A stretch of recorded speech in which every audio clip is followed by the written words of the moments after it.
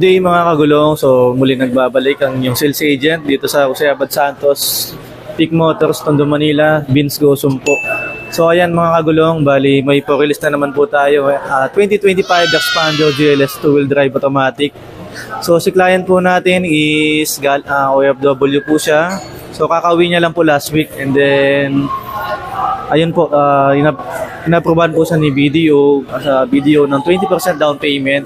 So ang total down payment po ni client natin is 38k down payment na lang po siya. And then monthly naman po siya for 5 years is 25,173 po yung 5 years na monthly niya. Then ang napili pala na kulay ni client, green bronze metallic po. So ayun, yun po yung bagong color ni Xpander GLS po natin. So, kumustahin lang po natin si client po natin. Ayun po, si Sir Ismael po. And Ma'am Joanne. Sir, kumusta naman biyahe ni Sir? Sir Ismael. Okay naman, sir. Opo. Hindi ka naman naligaw, Sir. Hindi naman. Diretso lang. Anong from Pampanga pala si Sir? Galing pa ng Pampanga. So, ayun po. Anong sinakyan na bus? Ano, Sir? Nag-commute na kayo ngayon? Nag-UB lang kami, tapos taxi. Pangagan nyo yata nagbiyahe siya kasi 7... Sobrang excited na kasi. 7 sabi 7 o'clock. Sabi ko kay Sir kahapon kahit mga 9 lang, sabi ko kasi 8:30 pa lang, 8:30 nag-open yung sa cashier namin. So nagulat ako kanina, mga 7:30 nasa dealer na. Ang aga. Ayun, Sir. Ayun po, bali magpapapirma po ako ng mga IDs nila. So pag okay na yung mga pirma, yung mga documents po, ibibigay ko po sa finance po namin para lumabas na po yung loan docs po natin. So ayan mga kagulong, balikan ko po kayo mamaya. See you! So ayan kagulong, finally lumabas na din po yung mga loan docs po ni client po natin sa BDO.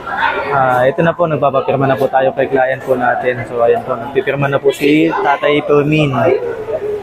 So ayan, nagpipirma na. Bali, nasa 74 years old na din pala si tatay. Pero buti na lang yung pirma niya. Nakuha naman po yung mga stroke. Kanina medyo nahirapan lang po kami sa pirma dahil siyempre alam niyo naman po pag senior medyo nag-iba yung stroke ng pirma.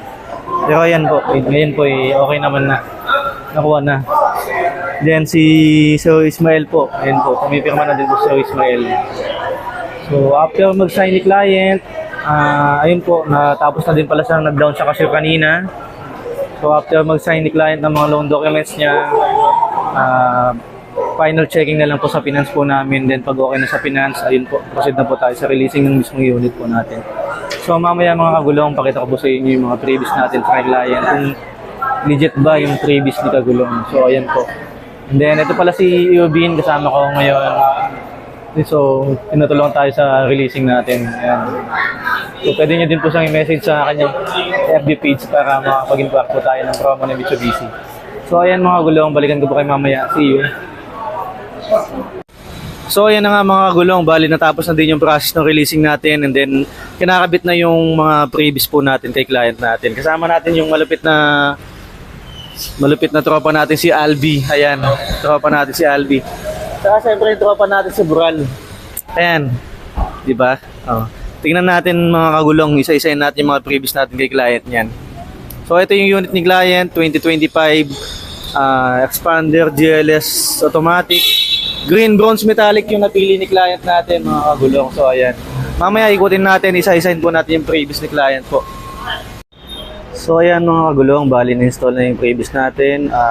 Xpander hood emblem po, yung isa sa mga previous natin kay client. At the same time, siyempre meron po tayong Boss Europa. So ayan. So meron na din po dito sa side ng Boss Europa. So ayan. Tingnan naman po natin sa side yung ano pong previous natin. Dito naman sa side, meron po tayong rain visor po. Ayan. Nakabit na din po yung rain visor natin. So side step seal na Xpander po, yan, hindi mawawala yan sa previous po natin. At the same time, lip dismatting po na previous natin. 3 row po yan, pati sa likod meron po tayong 3 row na lip dismatting. Then yung full HD dashcam po natin, ayan, na-install na din po yung full HD dashcam natin na QCY. So ayan po. Second row naman mga kagulong, check natin. Kuya Ted! Tricom! Side step seal, meron na din po. And then, deep dismatting na 3 row natin. Hanggang sa likod po, meron yan.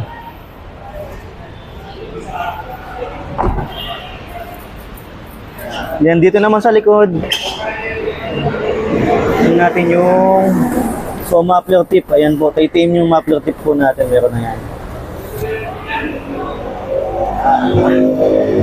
Siyempre, hindi mawawala yung portable vacuum po natin. Ayan mga kagulong. Portable vacuum. And then yung stock po ng busina natin, pinalagay ko na dito para kung sakaling gagamitin ni client. Ayan po. So, nandito lang po sa mismong box po ng Boss Europa natin. So, ayan mga kagulong. Tawagin ko lang po sa client po natin. Interview natin. Kumustahin po natin sa process ng releasing. Ngayon po. Salamat po. Balik ko po kayo mamaya. So ayan mga kagulong, tapos na po yung process na releasing natin. Nandito na po tayo sa unit po ni Sir Ismael. And kasama po natin si Ma'am Joanne at saka ni si Sir Tatay Permin po. Ayan, maraming salamat po. Natapos din pumirma po si Tatay kanina. So ayan po, hingi lang po tayo ng konting feedback po kung kumusta naman po yung releasing natin.